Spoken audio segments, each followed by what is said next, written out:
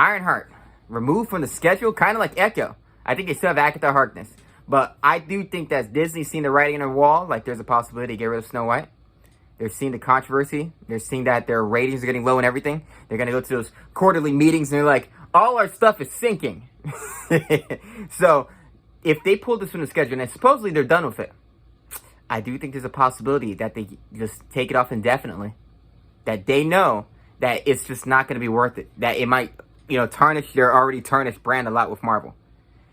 I do think if you had talented people, and these things weren't made by committee to make content, because that's what you have. You have content committees making these movies. If you had talented people actually create a well-crafted story for Ironheart and didn't introduce her the way they introduced her, it could be great. People would be looking forward to it. Imagine if Ironheart was a fanatic of Tony Stark. She has a genius IQ, and she's like at MIT, and she's just trying. And you see her going through the struggle that Iron Man did to build a suit and go through that motion. And it's interesting because she's looking up to some idol, and she's trying to be like him, and she makes it her own thing. Because Iron Man, you watch him go through the struggle building the suit. And it made it relatable because he was guy up here, brought down here, had to build his way up in a different path. In a path of morality. And you watch him test out the suit and go through trial and error. You look at things like Echo.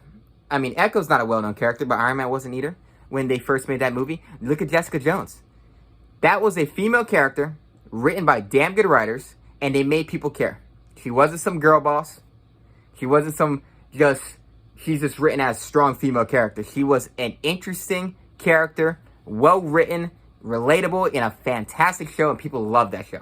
And that's the difference. You look at Netflix Marvel, fantastic writers. You look at modern Marvel, just generic, written by people in suits for content, just to have quarterly, annual ratings, reviews, and money, and blah, blah, blah. So yeah, I think there's a chance that Ironheart gets pulled for good. I think Echo's going to get pulled for good. I think a lot of their stuff, they're just like, it's not worth the risk because they don't want to tarnish your brand even more and just end up costing themselves more money. Because if they put out bad stuff, less subscribers. So those are my thoughts on Ironheart.